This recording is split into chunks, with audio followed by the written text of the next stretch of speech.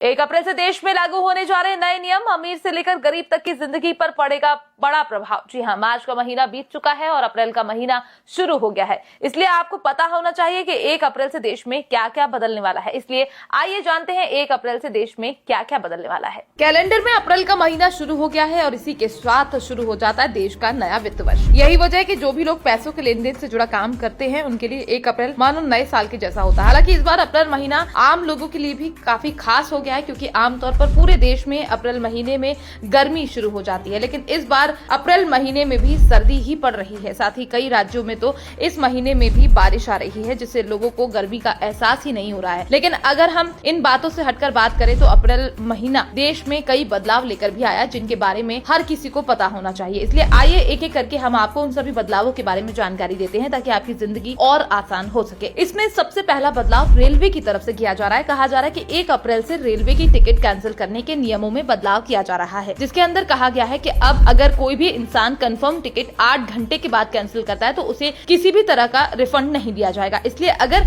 आपने भी रेलवे में टिकट बुक कर रखी है तो अब से हमेशा ट्रेन छूटने के 8 घंटे पहले उसे कैंसिल जरूर कर दें, ताकि आपको उसका रिफंड मिल सके। इसके अलावा अगर आपका bank account HDFC bank, PNB या बंधन बैंक में है तो आप ATM का प्रयोग करते हो तो आपके लिए भी एक जरूरी अपडेट है। दरअसल इन सभी बैंकों ने 1 अप्रैल से अपने ATM प्रयोग के नियमों में बदलाव कर दिए हैं, इसलिए एक बार इन बैंकों के नियमों को आप दोबारा से चेक कर लें। इसके अलावा अगर आपके पास 2 पहिया या 4 पहिया वाहन है तो उसके अंदर पेट्रोल तो डलवाते ही होंगे, लेकिन 1 अप्रैल से आपको जो पेट्रोल मिलेगा उसके अंदर 20% एथेनॉल की मात्रा अनिवार्य होगी। सरकार का कहना है कि इससे गाड़ी के इंजन की लाइफ बढ़ेगी और सड़कों पर प्रदूषण भी कम होगा, इसलिए आम लोगों को इससे बिल्कुल भी घबराने की जरूरत नहीं है। इसके अलावा अगर आप टैक्स चुकाते हैं या लेन देन से जुड़े काम करते हैं तो 1 अप्रैल से देश में नया टैक्स सिस्टम लागू होने जा रहा है। इसलिए हम आपसे कहेंगे एक बार उस सिस्टम को अच्छे से समझ लें, ताकि आपसे किसी भी तरह की गलती ना हो। साथ ही अगर आपके पास अभी तक पैन कार्ड नहीं है तो 1 अप्रैल से पैन कार्ड बनवाने का पूरा तरीका बदल गया है, क्योंकि